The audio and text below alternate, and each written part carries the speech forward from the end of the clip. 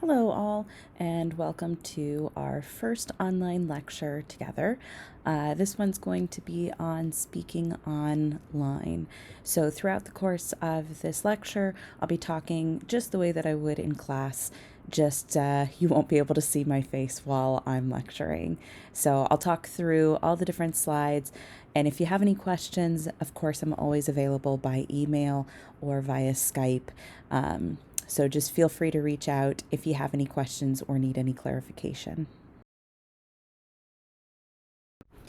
So when we talk about online speaking, keep in mind we are approaching it primarily from a podcasting perspective. There are lots of different ways that you can do online speaking that includes video blogs or vlogs or other things of that nature. We're going to also have a side PowerPoint/video where I'm going to go through how to give a presentation with video in mind as well. But for the purposes of this particular PowerPoint, just keep in mind we're mostly talking about it from a podcasting perspective. So with that in mind, primarily in this type of a speech, we're focusing on verbal communication, really heavily focusing on the voice, the tone, the intonation, our diction, our enunciation, all of those things that we've already discussed, by making sure that you are properly getting the words out and making sure that we're getting that nice conversational tone while you're doing it. Regardless of whether it's a podcast or a video blog or something akin to that, what is very different about this type of speaking is that we're doing it through a device. So we lose a little bit of that immediacy that happens when we are talking to an audience. So for instance, in your informative speeches, because we were in front of the crowd, like I mentioned the other day, you get that immediate response of head nods, of people who look like they may be drifting, of question marks in people's faces, and you're able to really kind of fix things on the spot by working with the people that you have in that particular audience. Now, with online speaking, of course, I, for instance, in this moment, have no idea if you are understanding what I'm saying or not understanding what I'm saying. So I have to make sure that what I am putting out there makes sense, can be understood, or is enough to give you, the audience, information to go out and research it on your own. So this through the device lack of immediate response completely changes the way that I would approach giving the kind of speech that I'm giving. So you want to be thinking about, what am I explaining? What am I explaining enough? How am I explaining it, etc. Additionally, because online speaking can be available to so many people, this also starts branching out into mass communication, which is an area that I focused on in undergrad. So yay! So I'm going to be able to talk a lot more about mass communication with you and how this really starts to, again, change kind of the way that we're going to approach these kinds of speeches.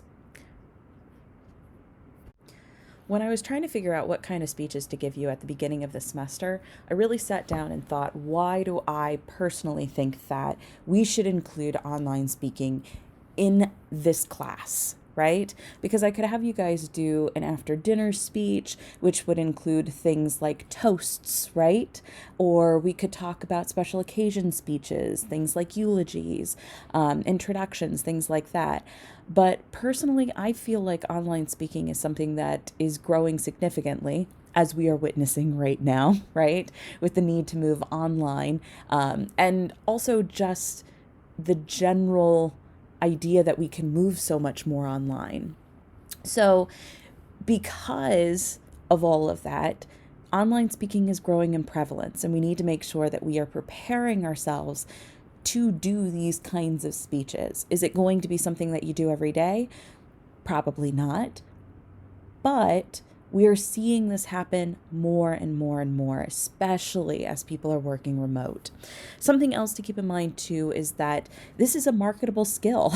There are lots of employers that are looking for different ways to expand their offerings to their customers, to their clients, etc. And so being able to say, I know how to put together a podcast, I know how to put together a video, whatever, really makes you stand out. It's a skill that you can add to your resume. It's a unique skill that will help you in the future.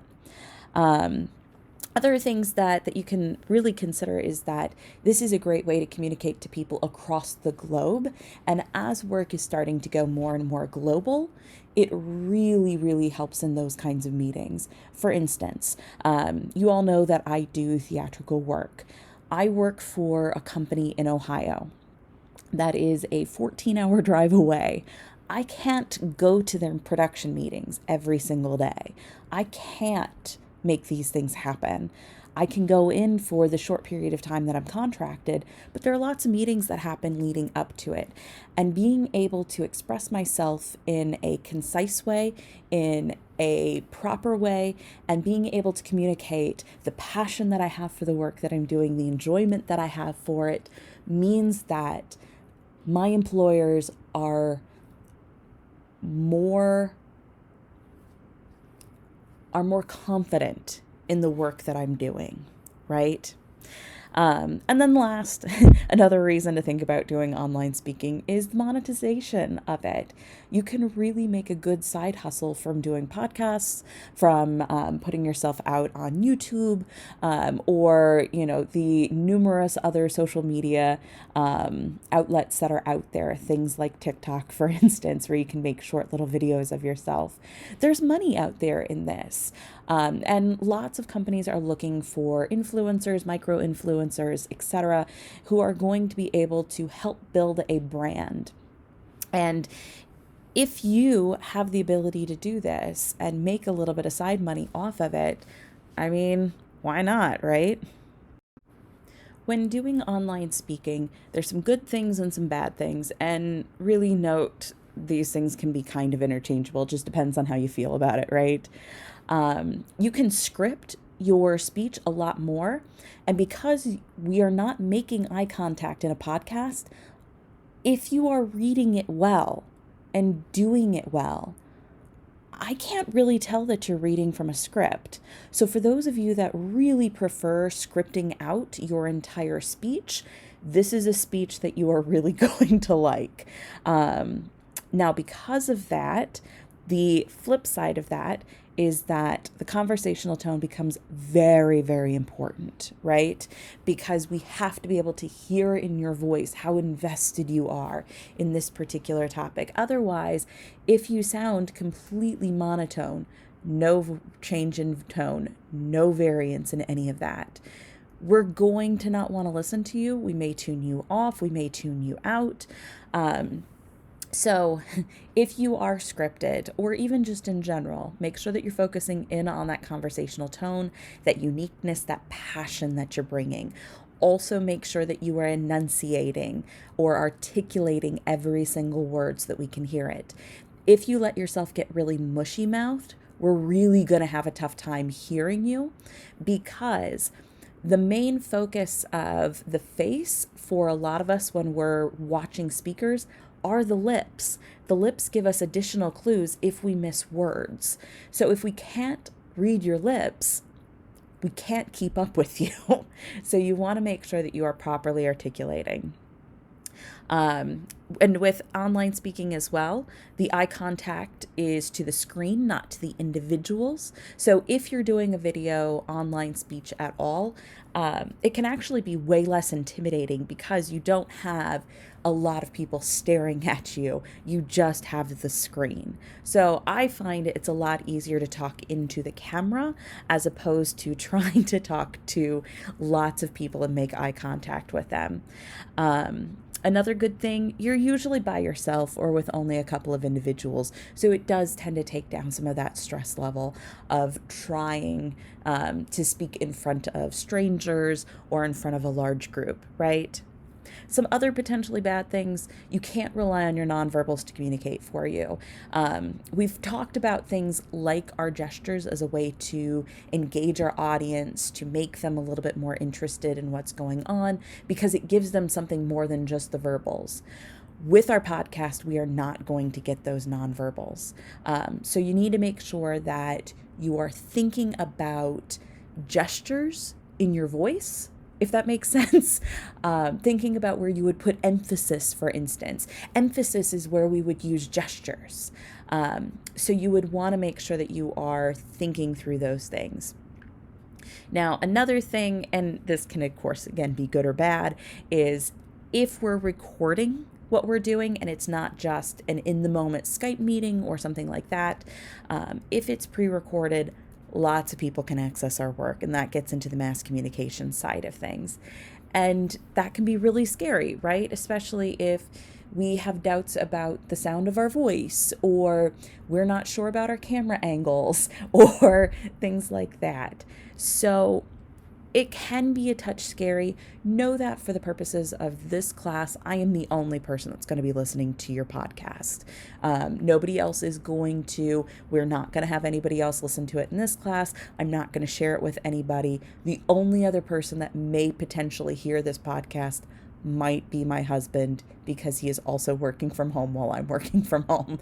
So, also maybe my cats. But really, I don't think you have to worry about either of those two instances. It's really just going to be me. So hopefully that takes some of the pressure off of this as well.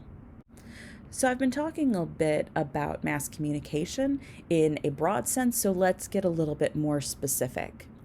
In any form of mass communication, it is something that reaches a large scale audience. We're not just talking about mom and dad in the house, right? We're talking about not just your friend circle. We're talking about hundreds, potentially thousands, potentially millions of people. So that's why mass communication tends to fall with things that are television, film, radio, podcasts, advertising, vlogs, YouTube, you name it, right?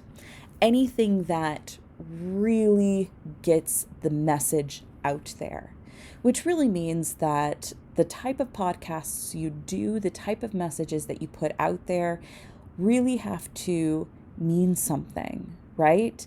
Have to connect to an audience, because that's what mass communication is about.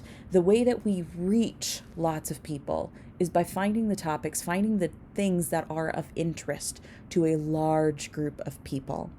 So when you're putting together your podcast, what I really want you to think about is, how am I approaching this? What kind of an audience am I going to have?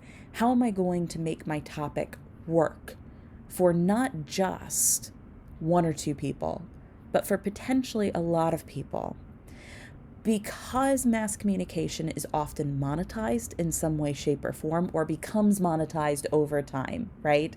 It reaches a large audience and it does influence them, which means also, if we're working for a particular company, we may have to consider that there are very specific things that we have to include in our broadcast, either advertising, or maybe it's the type of language we use, the way that we talk about particular things, etc. Because when money is involved, we have to represent that in particular, right? That brand.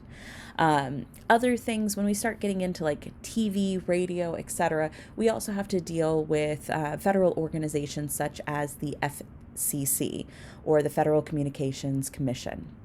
And there are certain limitations on things that we can and cannot say on the radio or television. And it's also with film, for instance, there's different ratings. We all know about those: GPG, PG-13, R, etc., NC-17, etc., etc. So when we start getting into larger scales of what we're putting out there, that's where limitations can start being put even more on our freedom of expression, because we are operating in a public sphere. There's some really interesting stuff that goes into why the FCC, for instance, is allowed to limit the sorts of things that we say on television and film. and in radio, that's a topic for another day. If you're really interested, I highly recommend going out and doing some research on the FCC. It's a fascinating organization. It's interesting how it came to be, and it's even more interesting, at least to me, about how we are able to limit our freedom of speech because it is in a mass communicative sort of way. Actually, there's a potential podcast for you if you're looking for an idea. We've talked about some of this a little bit individually, but we've been talking about it in a much more focused public speaking sort of sense. So let's break down our basic structure of a podcast with podcasts in mind. First off, what is your podcast about? This can be literally about anything.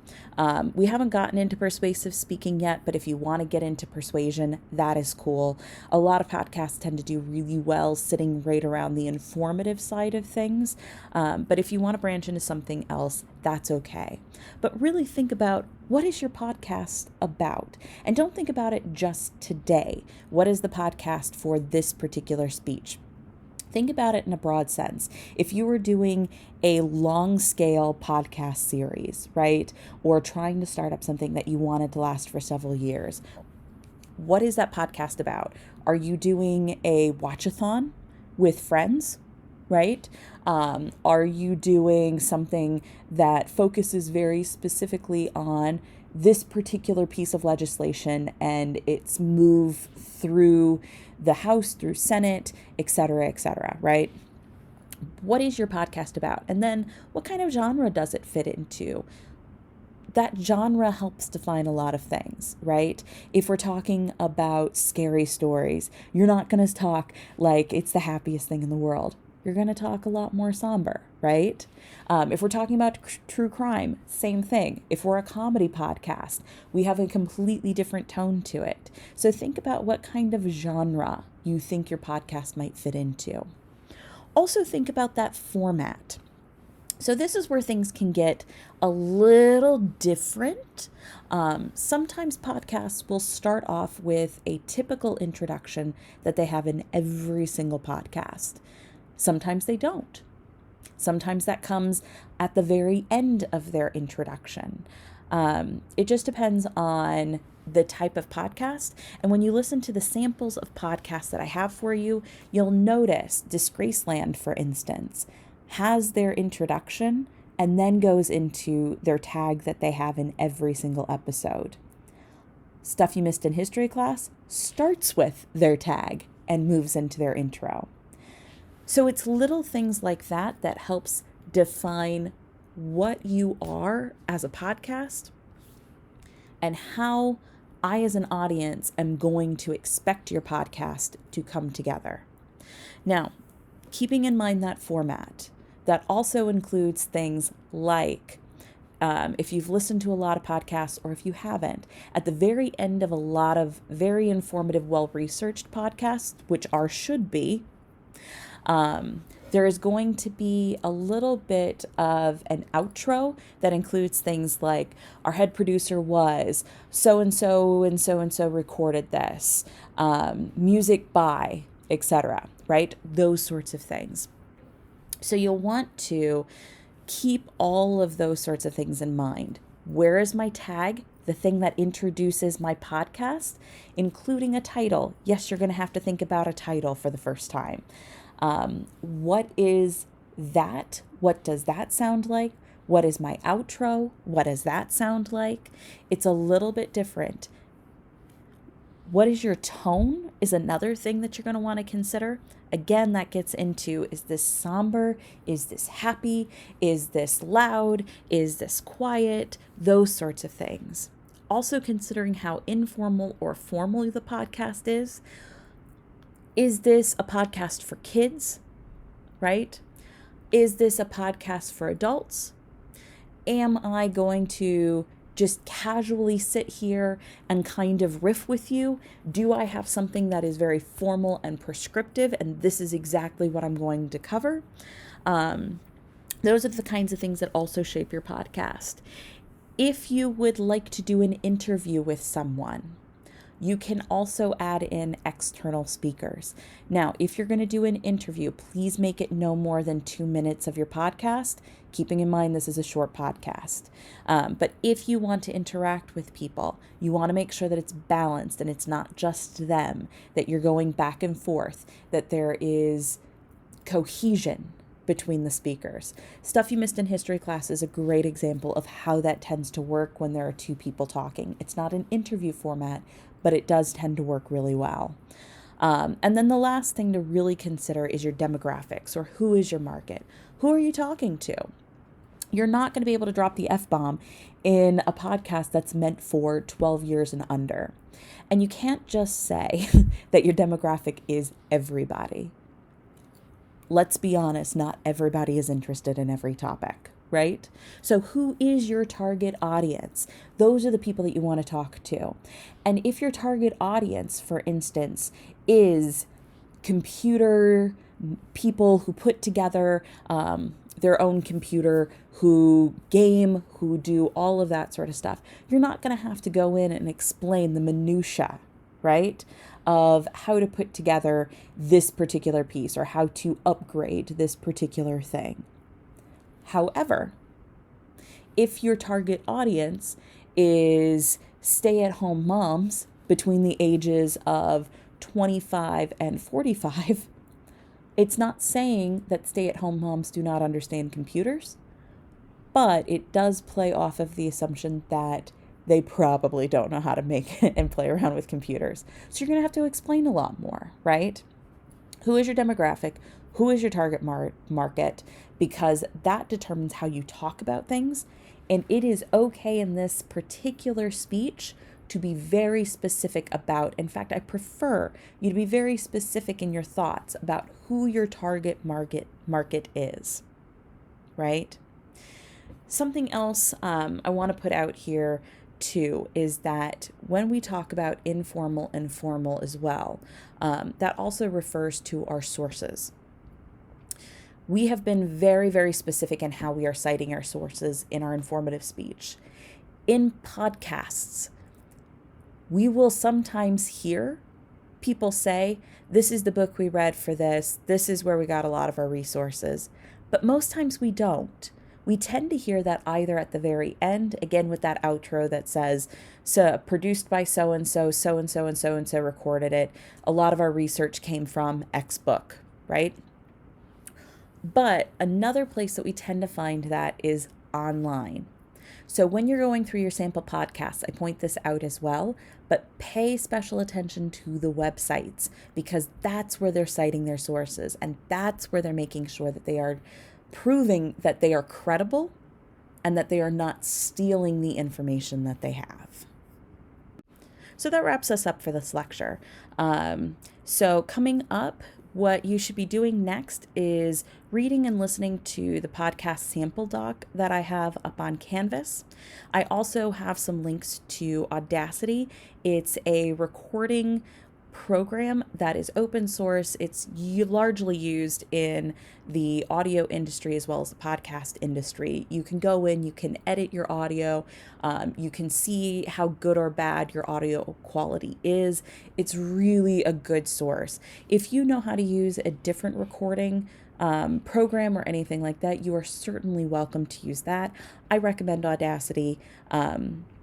Even if you do have a different program, it's one I prefer. It's really pretty simple and easy to use. There's a short video that I found on YouTube that is about 8 minutes, and it goes through and explains things really, really well. If you have any questions about Audacity, just reach out and let me know. That way I can communicate with you about some of those little questions that you might have. But definitely watch that Audacity video, download Audacity, and play around with it a little bit. See what works, see what doesn't, see if what you have is going to work for you and if that setup's going to work with you.